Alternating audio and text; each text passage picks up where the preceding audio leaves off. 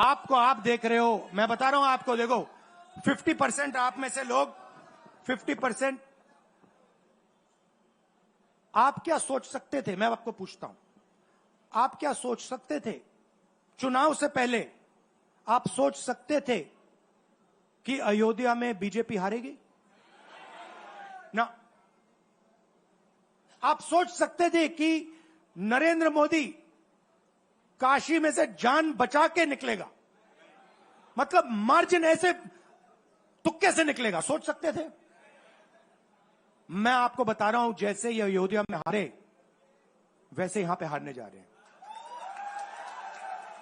आपको सिर्फ एक काम करना है, एक काम करना है आपको सिर्फ गुजरात की जनता को सिर्फ एक बात बोलनी है, आपको डरना नहीं है। बिना डरे अगर आप बीजेपी से लड़ गए, चाहे आप किसान हो, मजदूर हो, छोटे व्यापारी हो, अगर गुजरात की जनता बिना डरे लड़ गई, बीजेपी सामने नहीं खड़ी हो पाएगी। दूसरा उदाहरण देता हूं, आप कांग्रेस पार्टी को जानते हो? हमारी पार्टी में कोई डरता है?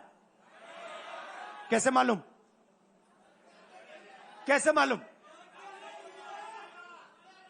हमारी पार्टी में दिल से बात कर देते हैं।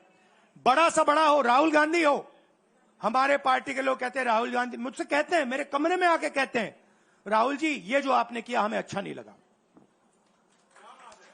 कहते हैं, मैं बता रहा हूं आपको, और मैं कहता हूं आपने सही बोला, इस बार मैंने ऐसे नहीं करना था, जो आप बोल रहे हो वैसे करना था। हम डरते नहीं है, ना हमारे कार्यकर्ता हमें बोलने से डरते हैं, ना हम अपनी कार्यकर्ता की बात सुनने से डरते हैं, ना हमारा कार्यकर्ता हमसे डरता है। अब देखिए, मैं आपको रियलिटी बता रहा हूं, बीजेपी में नरेंद्र मोदी बैठे हैं, उनकी पूरी टीम बैठी है उनके सामने। मैं आपको इंटरनल बात बता रहा हूं, उनमें से कोई नरेंद्र मोदी को नहीं चाहता, मगर कोई नहीं चाहता, मतलब पूरी लीडरशिप टीम देख लो आगे बैठी है। मैं बता रहा हूं आपको, अंदर की बात बता रहा हूं, इनसाइड ट्रैक दे रहा हूं, कोई नहीं चाहता, मगर दम नहीं है, डरते हैं।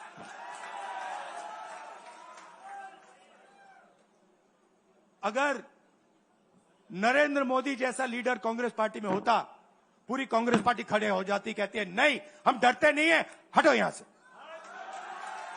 मगर उनकी पार्टी में दम ही नहीं है, उनके कार्यकर्ताओं में दम नहीं है। आप देखो ना, एक आदमी खड़ा है वहां पे, सबकी हवा निकल गई, मतलब कार्यकर्ताओं की हवा निकल गई, आरएसएस की हवा निकल गई, सारे लीडर्स की हवा निकल गई। सच बोल रहा हूं ना? और हमारे मतलब छोटा कार्यकर्ता होता है, टाइगर होता है, आता है कांग्रेस प्रेसिडेंट के सामने, आता है राहुल गांधी के सामने, आता है, कहता है भैया मेरे दिल में ये बात है, आपको अच्छी लगे ना लगे मैं तो बोल रहा हूं। तो ये है कांग्रेस पार्टी। अंग्रेजों के साथ ये खड़े हो गए थे सारे के सारे आरएसएस वाले। हम लड़े थे, हमने कहा, देश से हमने कहा था डरो मत, डराओ मत, हमने कहा था। बीजेपी के लोगों ने हाथ जोड़ के कहा था भैया डर गए हम, जो करना है कर लो। तो आप अपनी हिस्ट्री समझो, जो डर की भावना होती है ना, वो आप में नहीं है, उनमें है। और इसी के कारण मैं आपको बता रहा हूं, कांग्रेस पार्टी गुजरात में जीतेगी और गुजरात से ही नई कांग्रेस पार्टी बनेगी। क्योंकि कांग्रेस पार्टी, मैं गहरी बात बोल रहा हूं, मैं ऐसी आलतू फालतू बात नहीं करता हूं। देखिए, कांग्रेस पार्टी बनी कहां थी? मतलब हमारे जो सबसे बड़े नेता थे, जिन्होंने रास्ता दिखाया था, आप क्या सोचते हो, जब यहां अंग्रेज राज करते थे क्या डर नहीं था? गुजरात के व्यक्ति ने कहा था, महात्मा गांधी ने देश को कहा कि देखो, डरो मत, डराओ मत। और आग गुजरात से शुरू हुई थी। और आज अगर कांग्रेस पार्टी है तो वो पार्टी, वो भावना, वो सोच गुजरात से शुरू हुई थी। इसीलिए जब इन्होंने हमारा ऑफिस तोड़ा, मैंने सोचा भैया मौका मिल गया, अब हम इनको सबक सिखाएंगे। जैसे इन्होंने हमारा ऑफिस तोड़ा, वैसे ही हम उनकी सरकार को तोड़ने जा रहे हैं। अच्छा, अब मैंने डरो मत की बात करी, मगर एक शिकायत भी है। एक शिकायत भी है। यह भी नहीं है कि कांग्रेस पार्टी गुजरात में कमियां नहीं है, ये कहना पड़ेगा, कहना पड़ेगा। कमी क्या है? एक कार्यकर्ता ने मुझे बहुत अच्छी तरह बताया, कांग्रेस पार्टी के कार्यकर्ता ने, राहुल जी, कहता है मुझे, राहुल जी, ये कांग्रेस पार्टी में एक मुश्किल है, दो तरीके के घोड़े होते हैं, एक रेस का घोड़ा होता है, दूसरा शादी का घोड़ा होता है। ये आप कभी कभी कांग्रेस पार्टी क्या करती है, रेस के घोड़े को शादी में भेज देती है और शादी के घोड़े को रेस में लगा देती है। तो उसने कहा ये आप बंद करा दीजिए, रेस के घोड़े को आप रेस दौड़ाइए और शादी के घोड़े को आप शादी में भेजिए। तो ये हमें गुजरात में करना है। जो रेस का घोड़ा है, जो तैयार है, दौड़ने के लिए तैयार है, उसको रेस में लगाना चाहिए। और जो हमारे शादी के घोड़े हैं, जो हैं, वो हैं, उनको हमें शादी में, बारात में नचा देना चाहिए। तो अब मेरा कहना है कि यह काम सीरियसली करना है। हम पिछले चुनाव में, आप भी जानते हो, मैं भी जानता हूं कि हम बीजेपी से पिछले चुनाव में नहीं लड़े थे, ठीक से नहीं लड़े थे।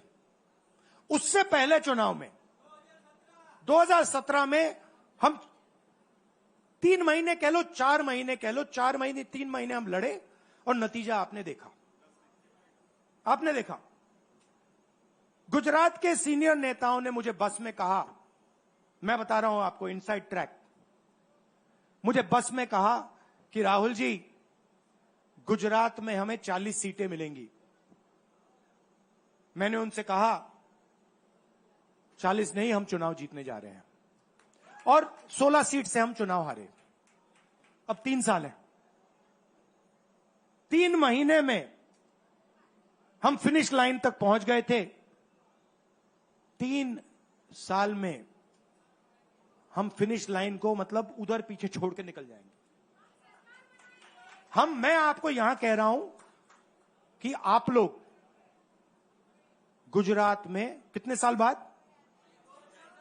30 साल हो गए, 30 साल हो गए।